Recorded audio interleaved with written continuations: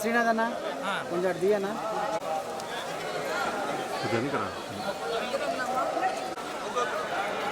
Phone ఎత్తురాదు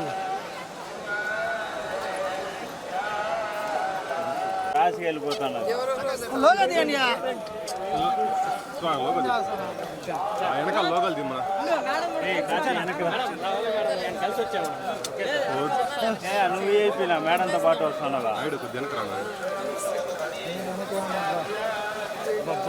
wire ఒకటి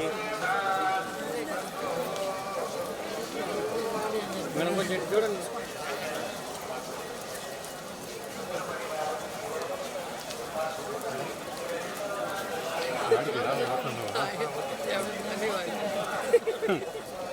okay madam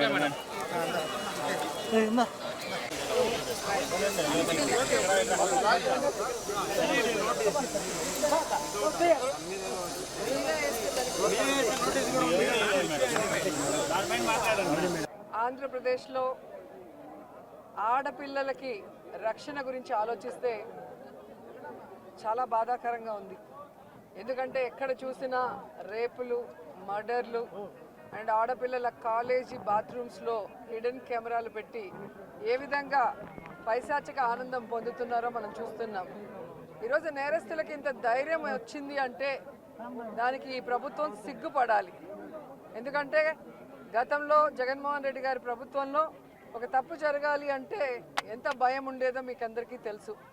so ఎవరైనా కూడా దిశ యాప్ని యూజ్ చేయకుండా ఏదైనా అఘాయిత్యానికి అమ్మాయి లోబడితే 24 గంటల లోపల నేరస్తుల్ని అరెస్ట్ చేసి వారిని శిక్షించే విధంగా చట్టాలని కఠినతరం చేశారు. కాబట్టే ఆ రోజుల్లో ముచ్చుమరి లాంటి ఘటనలు జరగటం అనేది మనం చూసుండం. నిజంగా చాలా బాధాకరం. ఒక 9 ఏళ్ల అమ్మాయిని రేప్ చేసి చంపేసి ముక్కలు ముక్కలు చేసేశారు. 60 రోజులు అవుతున్న అమ్మాయి శవాన్ని కూడా ఇంతవరకు తీసుకురాలేకపోయారు. అసలు ఆ కుటుంబాన్ని పరామర్శించడానికి సీఎం గారు కానీ హోంమంత్రి గారు కానీ వెళ్ళలేదు అంటే కారణం ఏంటో నాకైతే అర్థం కాలేదు. ఎందుకంటే మదనపల్లిలో ఫైల్స్ దగ్ధమయ్యాయి అనగానే డీజీపీ గారిని స్పెషల్ ఫ్లైట్లో పంపించిన వాళ్ళు ఎందుకు ముచ్చుమరికి స్పెషల్ ఫ్లైట్లో డీజీపీ గారిని కానీ లేదా సంబంధిత మంత్రి గారిని ఎందుకు పంపించలేదో నాకు అర్థం కాలేదు. అలాగే నిన్న పేపర్లో చూశాను, గుడ్లవల్లేరు కాలేజీలో బాత్రూమ్స్లో హిడెన్ కెమెరాలు పెట్టారని పిల్లలు వచ్చి ఆడపిల్లలు చెప్తే అసలు అక్కడ ఏం జరగలేదని ఎస్పీ గారు చెప్పడం చాలా దురదృష్టకరం. ఈరోజు 300 మంది పిల్లలు ఈరోజు న్యాయం కావాలంటూ ధర్నా చేస్తుంటే ఇప్పుడు విచారణ చేస్తామని దిగిరావటం అనేది మనమంతా కూడా గమనించాల్సిన విషయం. అలాగే ఈ ప్రభుత్వం వచ్చిన తర్వాత మీరు చూస్తే ర్యాగింగ్ భూతం ఎలా ఎక్కువైందో మనం కళ్ళారా చూస్తున్నాం. నారాయణ కాలేజీలో మెడికల్ విద్యార్థినిని ర్యాగింగ్ చేసి చంపేశారు. అలాగే కలికిరిలో జేఎన్టీయూలో విద్యార్థి ర్యాగింగ్ చేయడం వల్ల ఎలా ఆత్మహత్య చేసుకుందో గమనించాం. అంటే గత 5 సంవత్సరాలు లేని ర్యాగింగ్ భూతం మళ్ళీ ఈ ప్రభుత్వం వచ్చాక ఎలా పిల్లల ప్రాణాలు తీస్తుందో మనం గమనించాల్సిన విషయం. నేను ఈ ప్రభుత్వానికి ఒకటే చెప్పగలను, రెడ్ బుక్ రాజ్యాంగం మీద పెట్టిన దృష్టి ఇంట్రెస్ట్ పక్కన పెట్టి ఆడపిల్లకి రక్షణ కల్పించడంలో గౌరవాన్ని కల్పించడంలో మీరు ముందుండాలని కూడా వాళ్ళని కోరుకుంటున్నాను.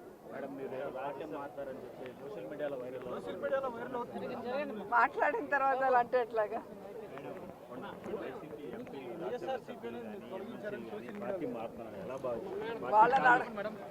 వాళ్ళని అడగాలి సార్, వెళ్తున్న వాళ్ళని అడగాలి. ఇది ఈరోజు కాదు, గతంలో కూడా జగన్మోహన్ రెడ్డి గారి ప్రభుత్వం అపోజిషన్లో ఉన్నప్పుడు 2014 to 19 కూడా ఇలాగ చాలామంది మారారు. మారిన వాళ్ళు ఏమయ్యారో కూడా మనం కళ్ళారా చూసాం. సో ప్రజల చేత ఒక పార్టీ సిద్ధాంతాలు నచ్చి ఎన్నుకోబడిన ప్రజల పార్టీ సిద్ధాంతాలు నచ్చి ఎన్నుకోబడిన వాళ్ళు, పార్టీ నియమించిన వాళ్ళు ఈరోజు వెళ్ళిపోతుంటే వాళ్ళు ఆలోచించుకోవాలి వాళ్ళు చేస్తుంది కరెక్టా తప్ప అనేది. సో దీనివల్ల జగనన్నకో వైఎస్ఆర్సీపీ పార్టీకో ఎటువంటి నష్టం ఉండదు. ఎందుకంటే ఎప్పుడూ కూడా పార్టీకి ద్రోహం చేసి వెళ్ళిన వాళ్ళని ఎవరూ కూడా గౌరవించరు, క్షమించరు. పార్టీకి లాయల్టీ